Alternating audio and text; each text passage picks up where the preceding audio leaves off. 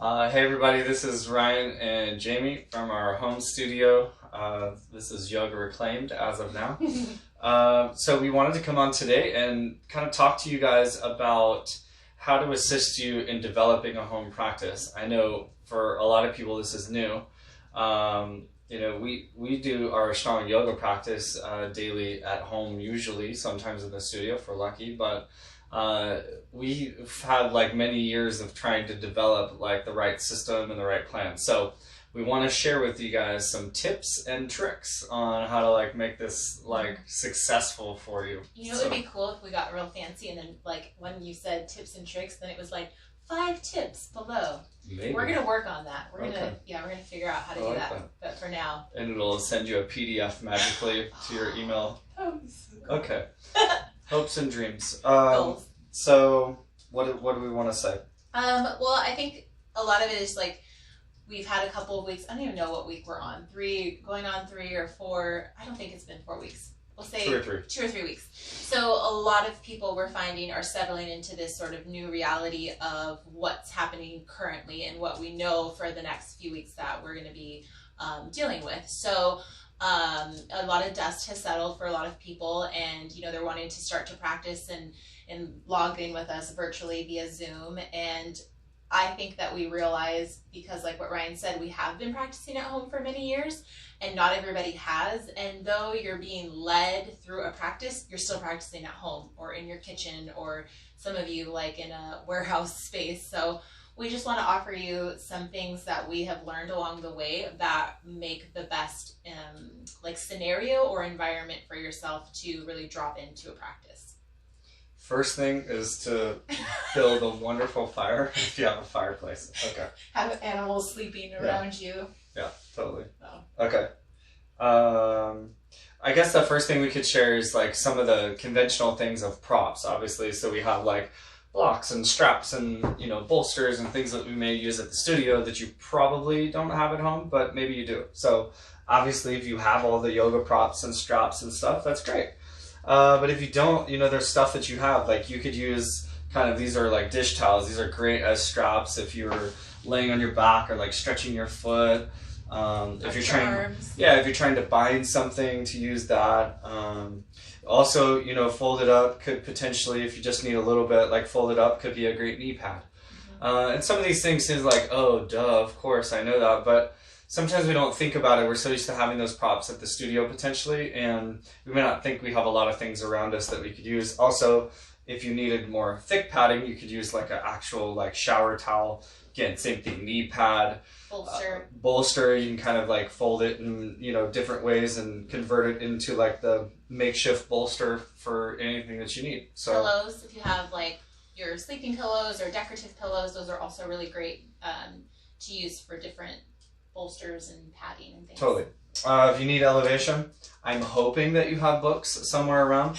Encyclopedias, dictionaries. This is Naturally Healthy Babies and Children. It's an old and book. This is the Western Garden book. So, I mean, we got cool stuff. These were the thickest books I could find. So if you were going to use a block for something, obviously you want a kind of a hefty book. Ideally, if it's one book, it's better than stacking 3 books. That could get kind of dangerous.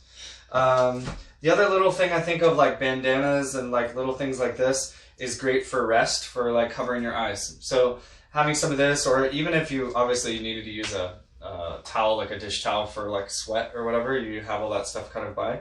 I feel like setting up your environment is so huge. I think we've realized that, and there's an ideal, right? There's a perfect way, right? Your room would be clean, all the laundry would be put away, and like you'd sweep. Dust bunnies. Yeah, like you would do it all like neatly, and you'd light incense and a candle, and you'd write your journal and all those things prior to practice. But you know, then there's this like stark reality that you're probably going to be in a dirty, you know, like you've got like laundry everywhere, and you're in your kid's room. I don't know where you are. You're in a little spot in your living room that nobody will get to you. I don't know, but just realize, take it with a grain of salt. Like, you know, we're trying to create the optimal environment, but sometimes that's not easy. Yeah, so. Which leads into our next category of space. So even though it might seem small, it's really nice to try to make this space sacred for yourself. if it's at all possible to practice in the same area, if you've designated an area, it might not even be like the luxury of having a whole room. We are in our bedroom, so we just kind of like move things around to makeshift this. But if it needs to be your kitchen, or if you have a large bathroom, light a candle if you have a candle, even if it's an LED candle. If you happen to have incense or essential oil that you can diffuse, these things will make a difference. They seem so small, but just taking that extra step to have the sort of more visceral experience of scent and a candle can really make the difference to help you like remove like I'm stuck at home. You know, like you're going to take a time to get on your mat and do a yoga practice, and it's important. So just taking those little extra touches can go a long way. Yeah, kind of add it as part of the ritual, you know, that you have a few things that you do potentially prior to practice. It's great. Next thing is heat. So obviously, you know, those people that get to practice with us, or any home studio that you have that has a great heating system, you know, it's really nice to walk in. Your kids aren't there, your animals aren't there, the heat's there, the props are like, there's so many things that I maybe we don't, but sometimes we take for granted, and they're just there and they're really convenient. And heat's one of them. So when you practice at home, like the experience may not be the same because you don't have heat. So we have a fireplace. We're really, really blessed to have a fireplace in our room, which is where we practice. So this time of year is really nice if we can build a fire. Otherwise, the heat dishes are really nice. We have 2 of them. 2, yeah, because this house is cold. So and even just that's part of the ritual, right? Is making sure that heat's on prior to practice. Like as you light incense or candles, or kind of at least organize so that the space is relatively, you know, set up for practice. Like make sure that there's some heat. If it's a more yin or restorative practice, that may not be a factor, but yeah. And again, those are kind of like fall into the ideal category, because you might be watching this and think like, I don't even have incense, or like maybe it's not important to you. So don't make it a big deal if it's not a big deal. These are just suggestions that we have found make a difference for us, but you don't want to get caught up in like the ideal so much that then you don't practice, because you're like, oh, well, they said to light incense and a candle, and I don't have those, so I guess I won't practice. Like, even if you rolled your mat out and your floor was filthy and you had laundry everywhere and your kids were screaming in the background, like, just, it will make a difference when you're done. Like, you'll feel so much better when you've completed even 10 minutes of getting on your mat. Yeah, which kind of leads us to the next part of the checklist. Imagine at the bottom. Yeah. Scrolling across. So procrastination. So for many, many years, as we were developing and starting to be like home practitioners, which is different, you know, if you're like, hey, I'm going to go to the 9 a.m. class, and you're showing up to that and all you got to do is like get your butt to class, right? Like that's different.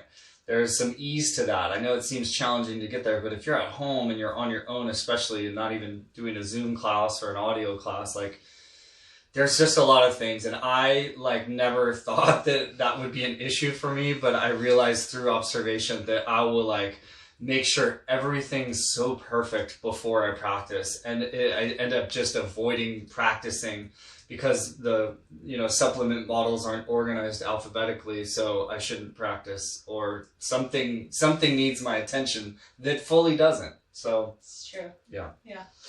So be careful out there.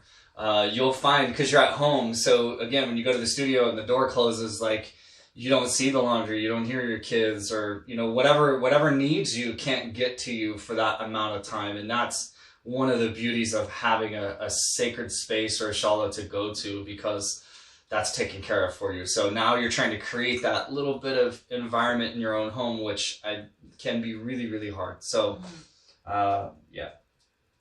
Yeah. Do you want to do the next one? I think you should. Oh, that's more your... Oh.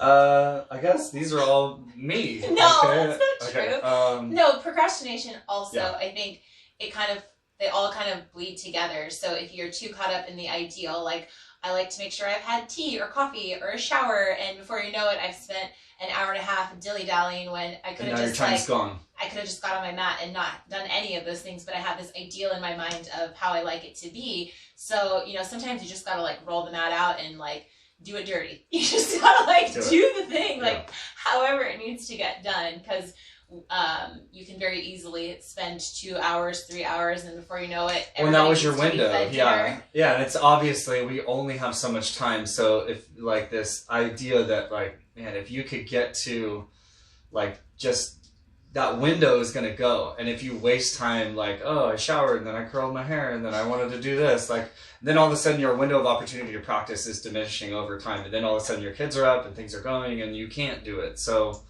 if the window's open, you gotta roll through it. Yeah. Yeah. And then we put a category of family/guilt. Like sometimes you have kids or a spouse, a loved one, animals, like somebody else in your home environment that you have to sort of work around or you are responsible for. And so that can become a distraction. And also sometimes you might feel guilty that you're taking time away from those responsibilities to take care of yourself. You wanted to speak on that? Yeah, I mean, that was my part of my checklist that I wrote out, because I feel like sometimes when you can like hear the people and things that need you, it like weighs on you a little bit more. And so I'm always like reminding myself of like, it encourages me to show up better if I could get that time. And then there's also a balance to it too. At some points in time, like, you not give up on your practice, but if it's like so many distractions and it's just not happening, sometimes you just have to surrender that today's not the day, and you do what we call live to fight another day, and you try it again tomorrow, and you know, like hope that tomorrow's a little bit better. And so I think just like being kind to yourself, this may be a whole new world for you, and some of you may not have to worry about any of this, and you're like, nope, all these things are saying I don't battle any of those, and probably like more of the family householders that still are working to some degree from home, and like that's all different. Homeschool, yeah, just like so many things are new. So yeah, okay. Yeah. Mental battle. Mm-hmm. Dun, dun, dun. Which kind of falls into that, what we talked about, procrastination, distractions with stuff, like the mental battle of getting to your mat, which I think is really nice that if you're tuning into this, then you probably have tuned into some of our Zoom classes, and that makes a nice rhythm for yourself that you know, like at 9:30 or at 4:30, you're going to pop on and you're going to do a practice. So maybe it takes away a bit of that mental battle for you, even though there's always that potential where you just don't have to log on if you don't want to. You know, it's less obligation. I don't know if that's the right word. Accountability. Yeah, there's like a little bit less accountability there, because you could just be like, oh, it didn't work for me or whatever, and we would never know the real the real reason. You could say your internet connection was bad. I don't know. That's a good excuse. I've heard a lot of things. Oh, I couldn't join you because of this. Your timing didn't work out for me. I'm pretty sure you're stuck at home. Okay. And I think honestly, like for me, not in a negative way, but it's all a mental battle. You know, it's all that's what yoga is. Like we're using the physical body to like manifest or reflect what's going on in the mind. And so, yeah, it can just be a struggle. And I think that's okay. Like, I think it's meant to be a bit challenging. And if it was that easy, then we'd all be doing it and we'd all be super fit and healthy and jumping into handstands and putting our feet behind our head and levitating. But there's battles that we all, like, they're all a little different for each of us. So, you know, it's like that saying, choose your battle. I think that it's like important to understand yourself well enough to know like what your pitfalls are going to be and what your struggles are going to be, and try to kind of create a rhythm that prevents that, and, you know, set up a situation as best you can that would support you in knowing what your challenges are. Mm-hmm. And rhythms is something that I think is good to touch on, and your probably rhythms have been so thrown off by all of this, and maybe now you're starting to have a new rhythm and a new norm that before you know it is going to shift again. So don't get too cozy. That's what I've kind of been reminding myself, like not to get too comfortable with all of this, because it's fleeting. And I think it's such a great opportunity, like every day, to be so present, because it's so unfamiliar. It also drives you into a space of like absolute presence every day, because you're sort of like, okay, what day of the week is it? You know, like what is going on today? And that's a like silver lining blessing in some ways. But to create a rhythm that you know is going to be fleeting, can you set it up for yourself to be at the highest success rate? Like get your clothes ready the night before, get your mat and just decide like, where am I going to practice? What's going to be the spot that's going to be the most conducive for my yoga practice? Especially if you have other family or children or animals that could potentially be running around. We've seen all kinds of things, which I am so impressed by the things people have overcome in battle to get on their mat, children and animals climbing all over them, and they stick with it and they do it. So there's a lot of sweetness to all of that too. Yeah, and if there's opportunity to communicate with your household in any way, bribe them. Listen, you got to do what you got to do. Okay, don't say that you heard that here, but you gotta like it. You know, kids are different. Kids seem to be a little easier to like bribe and like, you know, occupy. $5 go a long way. Occupy them, but yeah, if you have a spouse or something, like communicate that. I guess, you know, that may be a different rhythm. Like normally they're not used to you practicing at the house at 9:30 in the morning, so you're usually out or going to the studio or to the gym or something. So maybe you get them to join you. I've seen that. I've That's seen cool. Yeah, we're seeing like on. like family members jump in and Kids. they're getting exposed to it, and even if it's in a short, you know, burst, it's still something. So yeah.